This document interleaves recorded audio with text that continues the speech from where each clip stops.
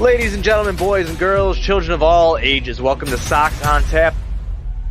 Tony, my first reaction is just fuck yes, let's go. Sox versus Detroit. That's where it all starts. It all starts taking care of business in-house in the Central Division. That's right, I'm a meatball. You got to bring that top button swag, baby. It is always great to beat the Cubs. And I'm a homer, so I always say they're gonna. Dallas Keuchel Lansing got some beards that you should be afraid of. What everybody said when he gets out there, it's me versus the other guy, and I'm going to beat him. So I just love that mentality. It's cool and fucking tough. Steve, would you say that Tony is mad online? I would definitely say that. The White Sox winner.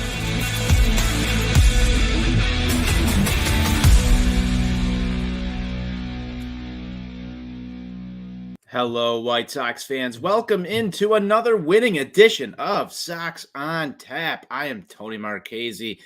I am joined once again by the infamous Southside Clown Show at NWI. Steve, he's here with me once again.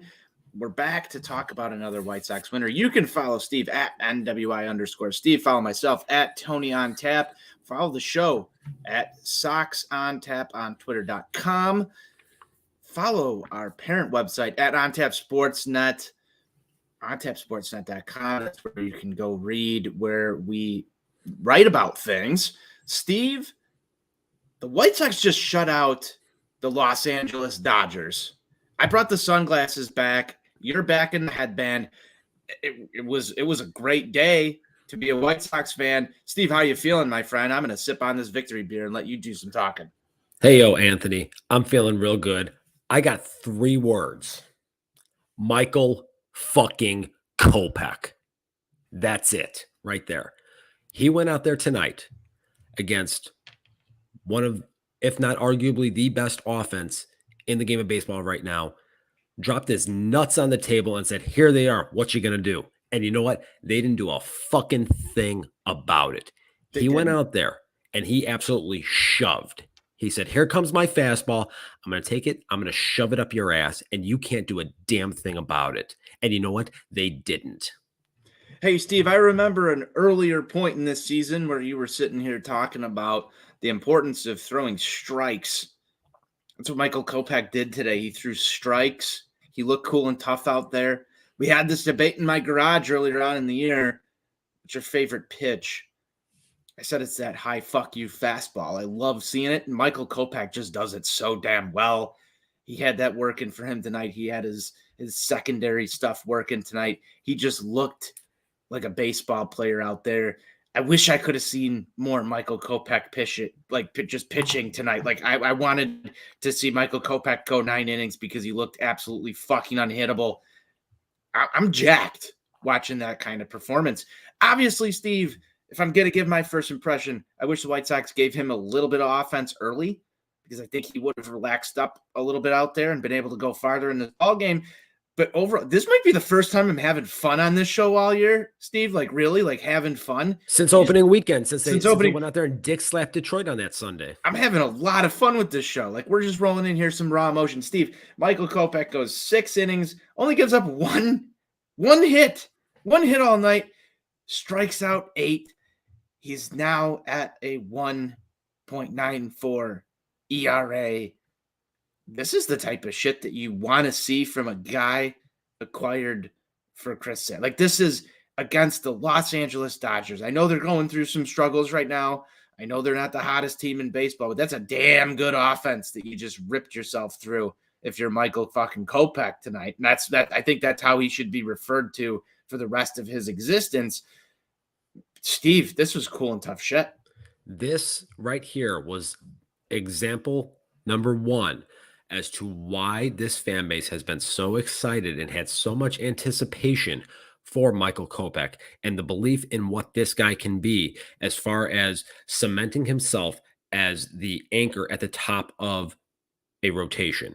The stuff you saw tonight, this is stuff that plays in October when the big boys are on the big stage.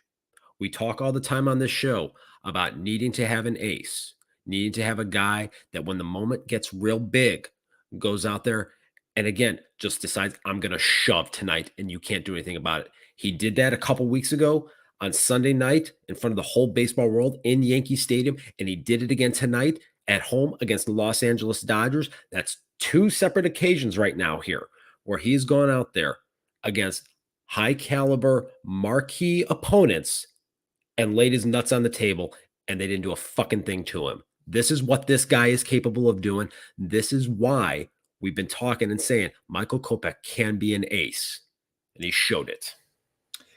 Steve, if we're going to go back to, how we felt in 2018, 2019, Michael Kopech was the guy that I wanted to be the ace of this staff. You think about the trials and tribulations of Lucas Giolito. He arrived a little bit sooner. Reynaldo Lopez was in this discussion at one point of a guy who could be an anchor in this rotation. I don't think he had number one type stuff, but it was always like that question. Who's going to be your number one guy? Alec Hansen was on that list as well, if you remember correctly. Have to drop his name. I remember. I mean, you have to think about this. Michael Kopech, in my opinion, was that guy that I wanted at the front.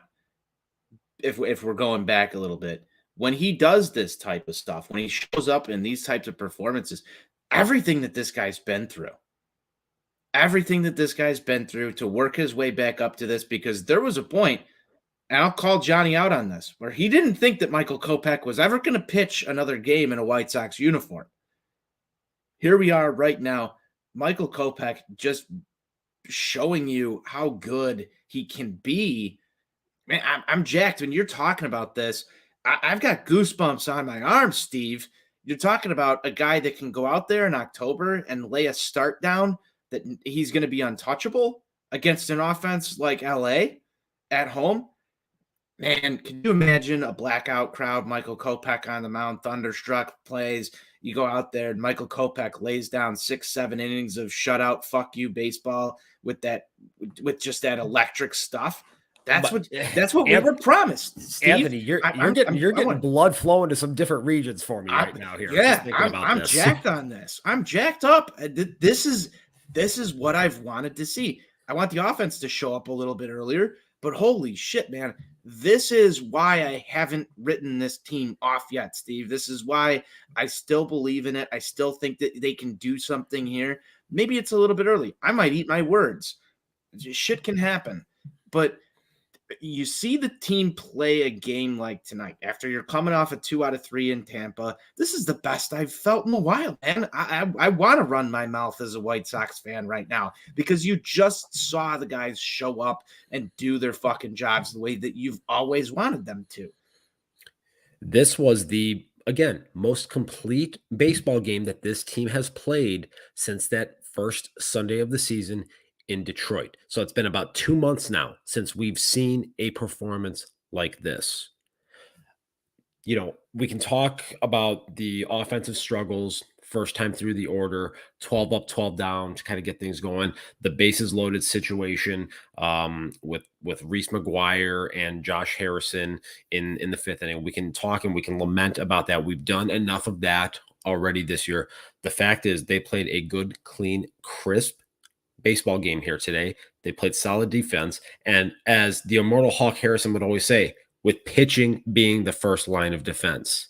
Everyone knows I come on this show because I want to talk pitching. I want to talk dominant starting pitching. That's what gets my nads pumping. That's what it's all about right there. We saw it tonight. And again, I'm jacked to the moon right now here because this tonight, Michael Kopech, that's the stuff that I'm talking about. And something I want to circle back to here. You were talking about a lot of people writing off Michael Kopech. And I was someone that I had questions about Michael Kopech and the fact that he went 2.5 years without throwing a competitive pitch going into the season last year. So I had some concerns about him. He acquitted himself very nicely, pitching out of the bullpen, making a couple of spot starts here and there. This transition to the starting rotation this year has gone very well, if we're going to be completely honest with ourselves here. Yes, he had the hiccup in Toronto, his last outing, but the fact of the matter is he was coming off a 10-day layoff, and for a starting pitcher, pitching is so much about feel, okay? So when you're talking about 10 days in between outings, you can't simulate the adrenaline that is needed to get out hitters at any level, let alone at the major league level. So whether you're doing bullpens, whether you're doing simulated games against guys on the squad, it's not the same. So when you have that long layoff like that, it's typically only going to go one of two ways. Either you're going to go out there, you're going to be completely refreshed, everything's going to be crisp, similar to what we saw in that start against the Yankees because he had a long layoff there. Or you're going to go out there, you're going to have no feel, particularly for your secondary offerings, and you're going to get hurt. That's what happened against the Toronto Blue Jays. So today, here, normal rest pattern. Actually no. You know what? He had a 6th day here, so he goes out. Everything is fluid. Everything is crisp. He's getting ahead of guys with consistency, utilizing that high spin fastball, elevated at the top of the strike zone, dotting guys. He made Mookie Betts look bad on a couple of occasions here tonight. Okay. That takes a lot. So yeah, when you're striking out guys like Mookie Betts and making them look just lost at the plate, and maybe Mookie's not playing the best baseball right now, Steve. Oh no, he has been. I know, right? But like that's the thing. It doesn't matter if you like when you put yourself up against Mike Trout, even in a what was he like 0 for 24 span. Actually, I saw something that Mike Trout just left a baseball game tonight with some right groin soreness. Stop me if you've heard something of that ilk before. Like I just want to take a step back, and when we look at that and put it in perspective, Steve, you've got the Los Angeles Angels of Anaheim, wherever they're from, California, the Pacific time zone. Like that team's struggling right now. They started the year out hot. They started the year out real hot. We ran into them earlier this year. Shohei Ohtani, Mike Trout, big name ball players, the things that we wish for all the time. You want your big name guy. Michael Kopech went out there tonight against the Dodgers that give the Angels fits for years. I mean, like there's rivalry there. Put some things in perspective here. Michael Kopech was a big name tonight. He's not going to get the national recognition that he deserves for what he did because he simply plays for the White Sox, and we know how this story goes, Steve. But you had a big name out there go do something tonight for the White Sox, and I just feel like we should be jacked about it. We should be proud of that.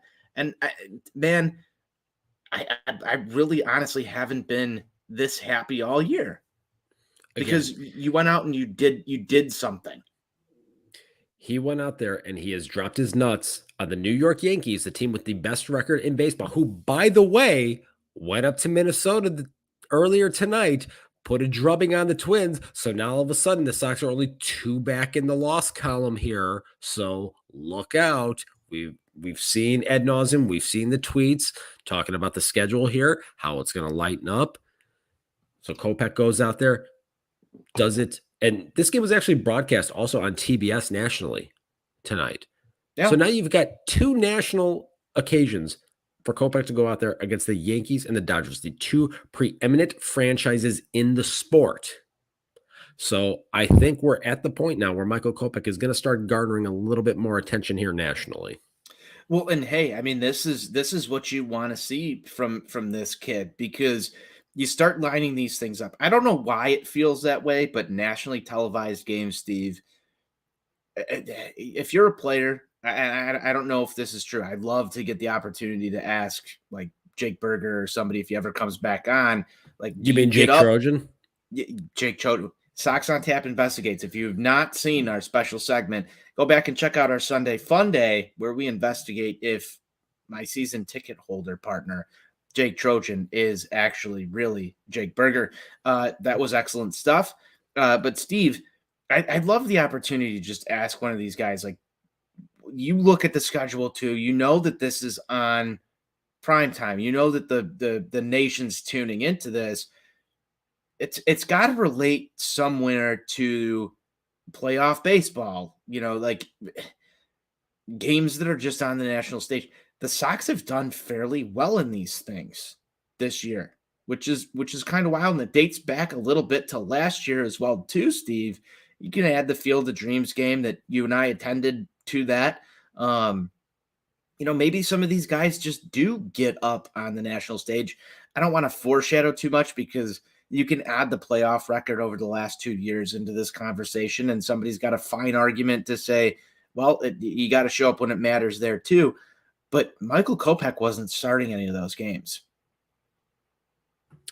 You're I think absolutely right. I think he could be your guy because his attitude,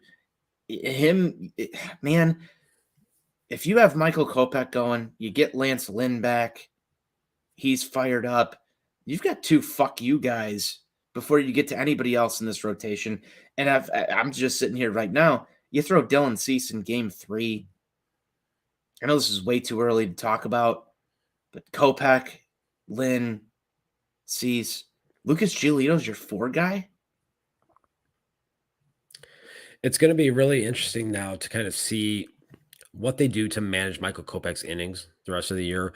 We've talked a lot about what that innings limitation is going to be. None of us really know the answer to that. But it doesn't sound like Kopech wants one. He might not want one, and this could very well, kind of turn into a Steven Strasburg situation from 10 years ago with the Nationals. It's entirely possible that is the case. We've seen him space out a couple of his recent starts, and I think they're going to continue to do that. There's almost part of me that's wondering, so he's lined up to pitch this Sunday against the Texas Rangers. I will be at the ballpark at 35th and Shields to watch that. You fast forward then, they've got an off day that following Thursday. Is it possible that maybe, just maybe, they space him out, give him another day's rest, a full week's rest, that following Sunday on Father's Day, ESPN, Sunday Night Baseball, Houston Astros? I mean, I'm really curious to see, does he still line up? He would still line up against the Astros. I mean, he's got another test coming up here soon. And that's what I want to see. Like, I'm getting jacked up thinking about Kopech going up against the Astros because you've seen this guy just be a good ball team killer. And that's the kind of shit that you want to see from your ace.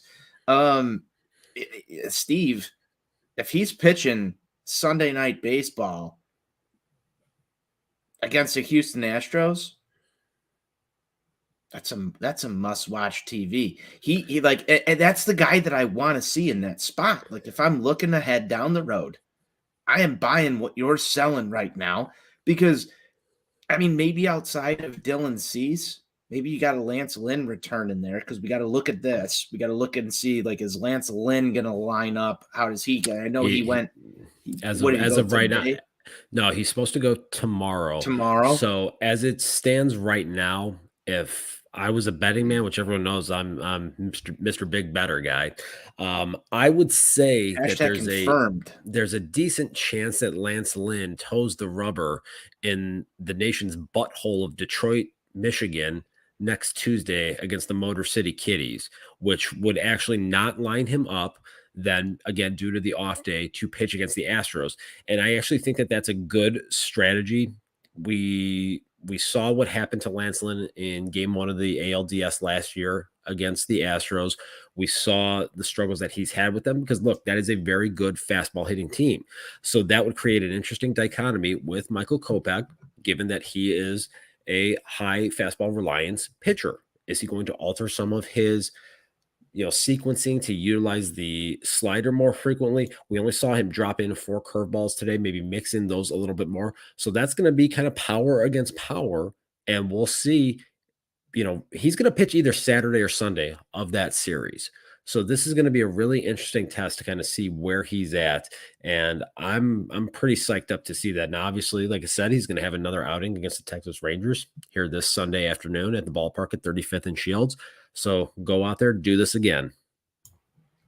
I just love to see it. We've spent 20 minutes talking about Michael Kopech, Steve.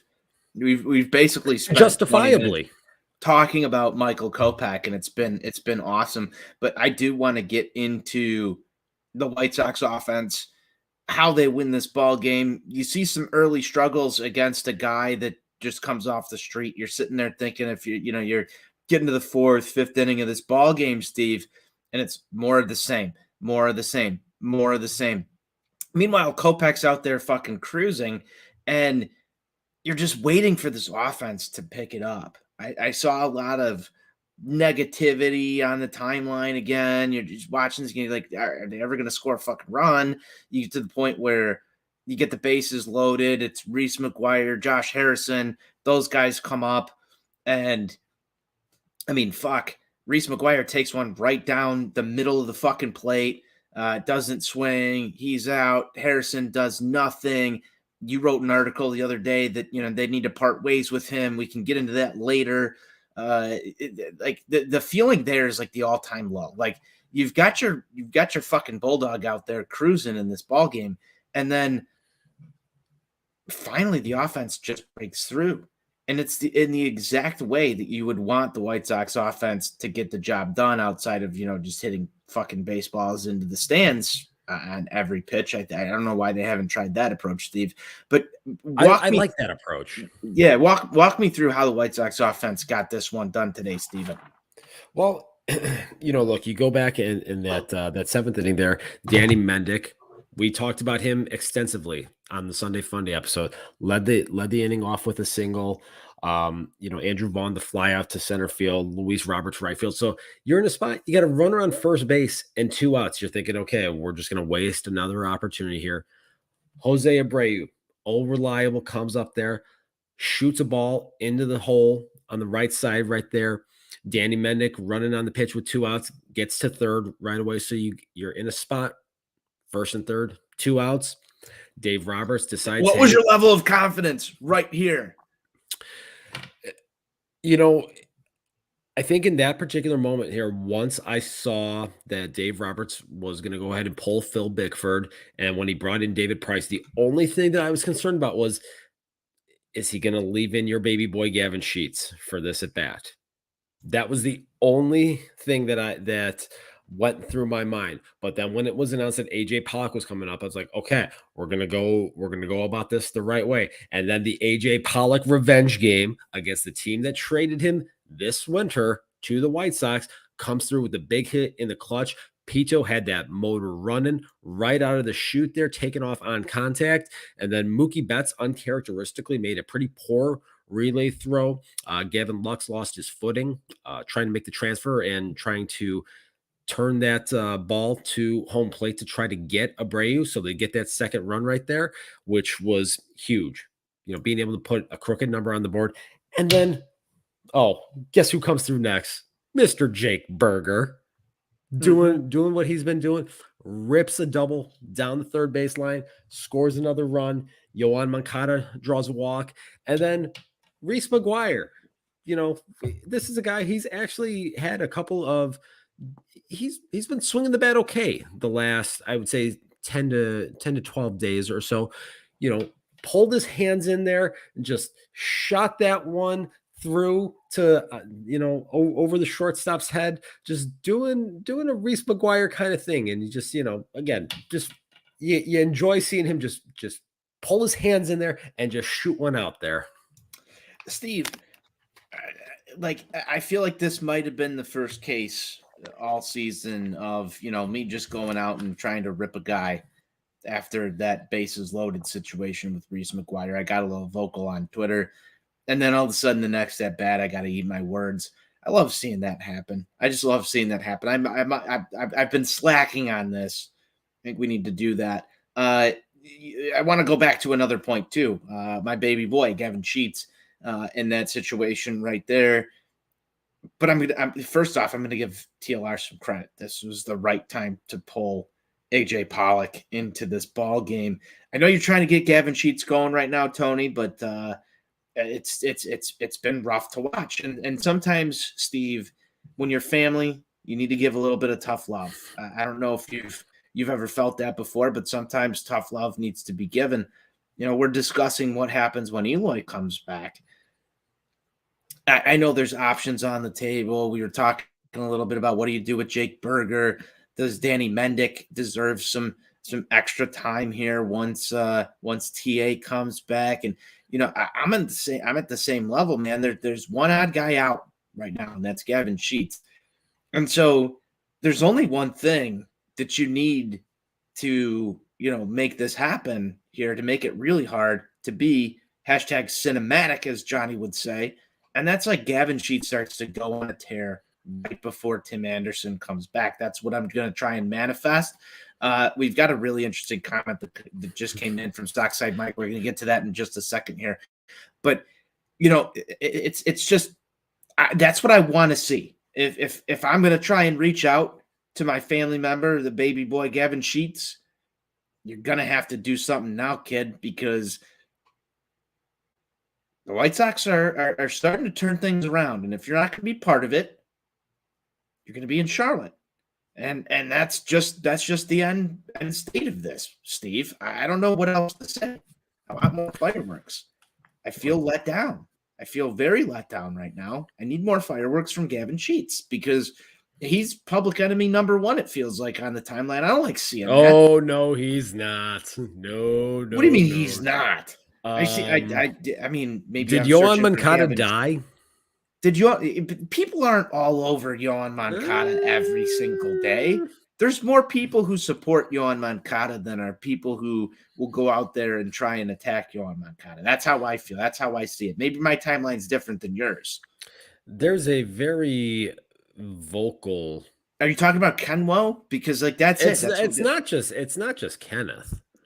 I mean, I'm getting Kenneth on this show. We're gonna have a Monday night. What is it? For SmackDown? I'm gonna promote it. SmackDown's Friday night. Monday night. Ken told me he wants to come on a Monday. What's Monday? Is that Raw? That's Monday. That's Monday Night Raw. We're gonna do a Monday Night Raw with Kenwo on this show, Steve. I hope you're ready for it. I'm gonna dress up. So scared. Like Bruce Buffer, and I'm just gonna call it. And now in the red corner, NWI Steve. I can't wait for that show. It's gonna be fantastic. But who else is going after Moncada?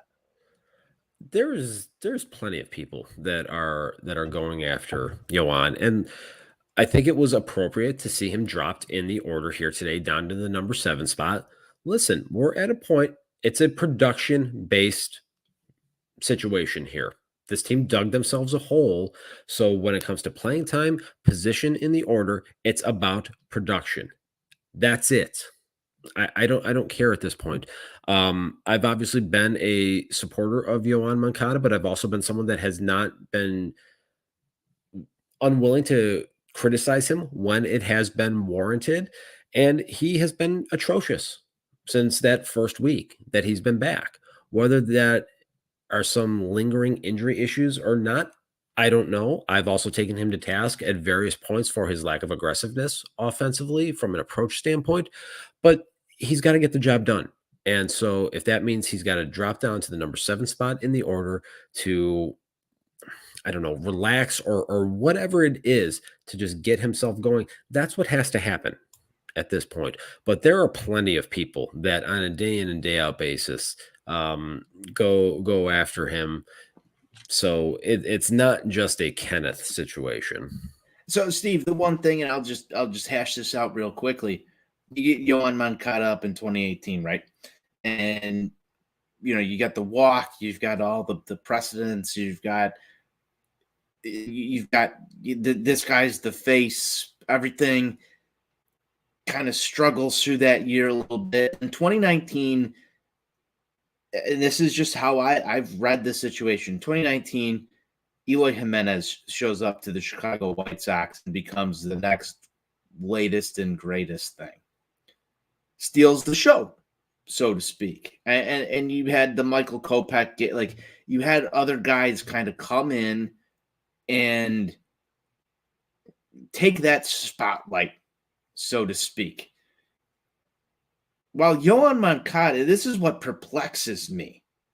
Yohan Moncada is the guy that wants to be in the music videos. He wants to be seen as the number one guy. I'm not trying to, and this isn't wrong. He wants to hang out at the Hooters in Maryville, Indiana. Right. He wants to be that dude, right? Like he wants to be that dude.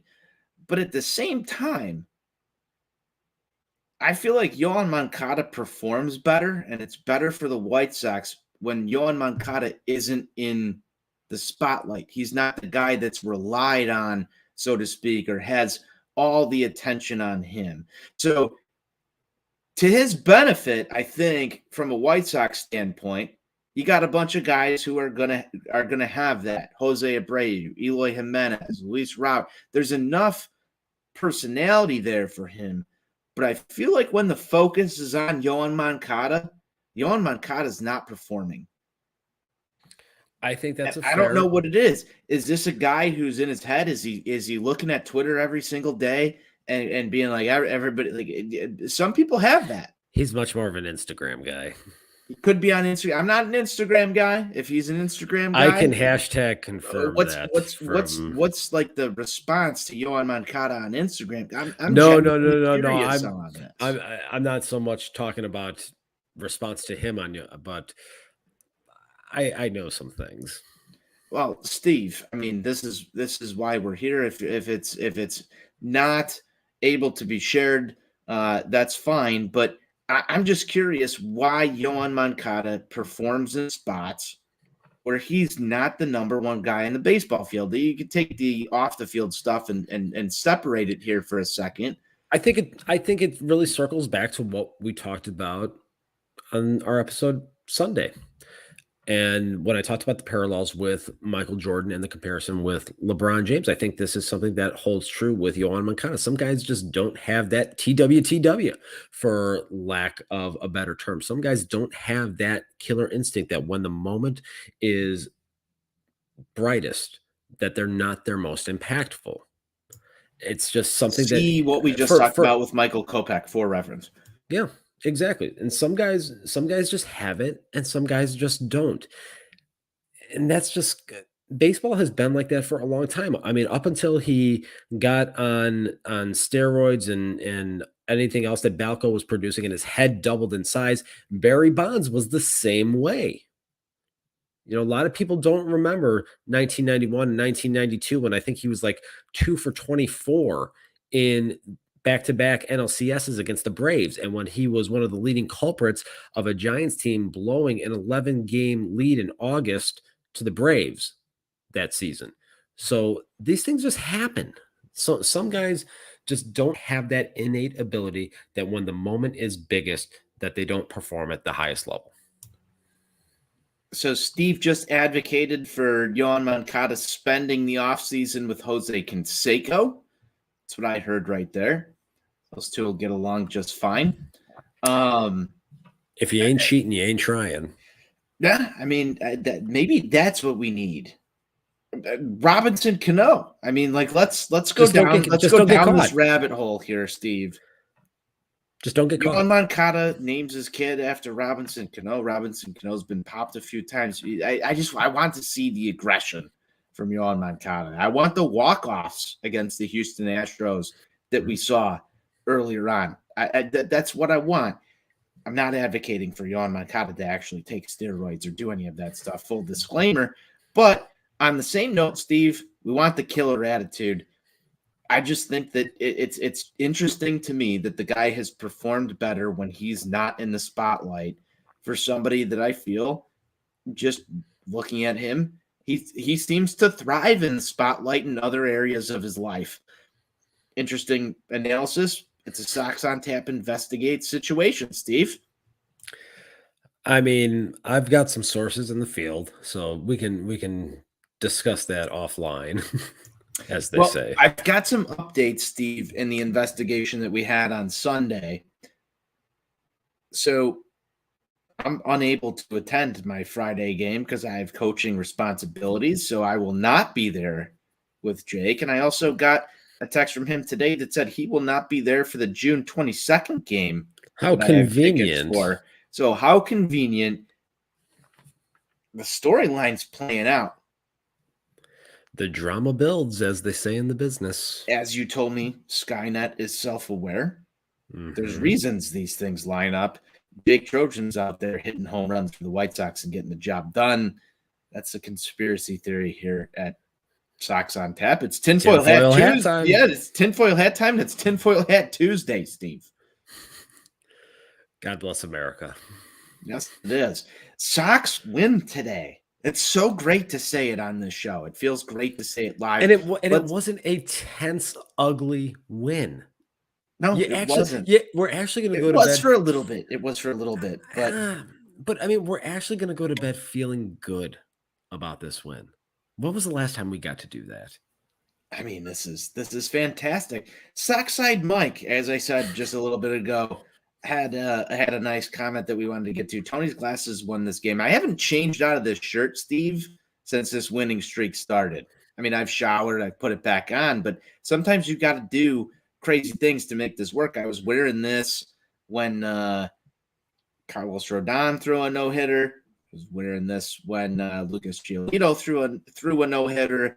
I dug this thing out of the closet. I mean, it's an older shirt, but hey, man, I'm gonna ride this. I'm gonna ride the Glasses. The Glasses brought the wins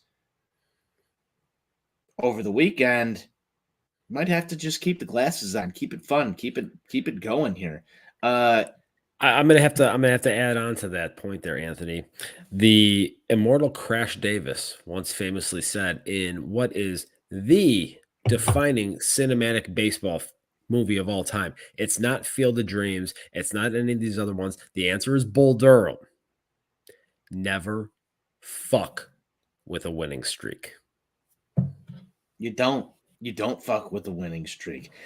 Steve, you and I need to do a show next off season where we debate just baseball movies. I think that will be absolutely electric.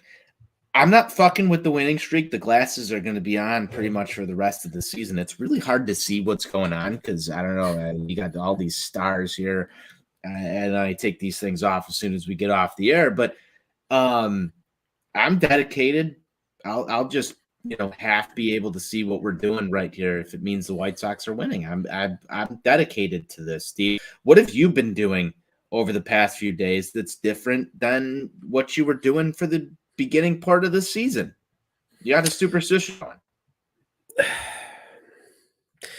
Honestly, nothing really comes to mind. If I'm being totally honest with you, this morning was kind of a disaster from go immediately once I got out of bed, but a lot of things just really went wrong today. But in the end, I got to watch a good, clean, crisp White Sox winner. So the day ended on a great fucking note. So I don't know. If I have to have my protein shake explode every morning now, if it's going to guarantee a White Sox winning streak, then whatever. If that's what we got to do, that's what we got to do. Don't fuck with the winning streak. Sockside Mike had commented, it was up on the screen just a minute ago. He's wearing the same hat. Whatever you guys are doing out there as White Sox fans, please continue to keep doing that so we can keep winning ball games. And Besnick can write about Sox winners. We can talk about them. Victory beers taste better. How much has Besnick's mental health improved the last 3 days? It's just great. And if you want to read Besnick's White Sox game recaps, head on over to ontapsportsnet.com. He's got them there for you. We've got all the White Sox news up on the website. Steve, it's just about time to close this thing down. What do we got on tap for the White Sox tomorrow? Well, John Cueto taking the mound tomorrow against Tony Gonsolin. This is going to be a tough one. Gonsolin's really been throwing the ball well for the Dodgers, coming in with a sub-2 ERA and pounding the strike zone early. Johnny Cueto is no stranger to the Los Angeles Dodgers. So this thing can really go one of two ways here. And I think there's really only two ways it can potentially go. At the end of the day, they know and have a good idea as far as what he is going to try to do to attack them and to try to exploit their weaknesses. And at the same time, he has an understanding of most of these guys in this lineup from his time spent with the San Francisco Giants. And he's going to have an idea as far as what he wants to do from a game plan standpoint. So ultimately, to sound cliche as hell here, it's going to come down to who executes ultimately. So this could be a scenario where Cueto could go out there, give you 6 innings of 2-run ball, keep you in the game, or it could be a very short-lived performance. There's really no way to know which one is going to happen here. Forecast looks a little interesting for tomorrow. We got a lot of rain in the forecast, so ball might not necessarily be jumping tomorrow at 35th and Shields. Could be a low-scoring affair potentially. So we might need to get the weather guy back. Yeah, where has the weather guy been? I've heard he was in witness protection. I'm trying to get him back on a contract here, Steve. Tony Twista, he would provide some great pregame forecast that I think would really hashtag set the tone in a lot of circumstances here. I think so too. I'm gonna reach out to Tony Twista, Sox on Tap weather correspondent, after we get off here. I think that might be one of the problems too, why we haven't had some long winning streaks. So we'll see if we can get him back on the show. I know he's been going through some rough times. Yeah, we got to find out if there's a window to get this ball game in tomorrow. That's going to be key. And listen, tomorrow night, big night, Polish Heritage Night at the ballpark. So I'm going to be in attendance there. Let's go ahead. Let's get another dub here. I like it, Steve. I picked up Johnny Cueto for my fantasy team. I'm hoping that he can, go out there, set the tone. I mean, a Tony Twista video tomorrow might be electric. We'll see if we'll see if we can get it. Who knows? It's going to be a rough day. We'll see if we can get him into O'Hare and brought into the city so we can get like an accurate reading of the clouds. But Steve, I'm just looking ahead to this. Pick to click. AJ Pollock is my guy. I'm going with tomorrow. Oh, you stole my thunder there, Anthony. You stole my thunder. How dare you? Hey, sometimes great minds think alike. You know what? I'm going to double down. Let's do it. That's normally against the rules, but let's do it. Hey, you know what? You make the rules, we break them. There we go. I like it. We're both going AJ Pollock tomorrow, Steve. I think he's going to do some more damage. It's the AJ Pollock. It's the AJ Pollock revenge series. It is, and I think that's just going to be so cinematic. Sox win, shut out the Dodgers tonight. Steve and I broke down for you. If you want more, head on over to ontapsportsnet.com. Our guy Besnick's going to have the recap. You can follow him at Sox Insane. You can follow myself at Tony on Tap. Follow Steve at NWI_Steve. You can follow the show at Sox on Tap. It's good to talk about wins. I feel refreshed. I feel like this was one of the most fun times I've had talking with you. Thank you. It was therapeutic. It was therapeutic. Thank you to all that showed up and dropped in some comments. We'll try and get to more of you guys as the season goes on. Victory beers just taste better, Steve.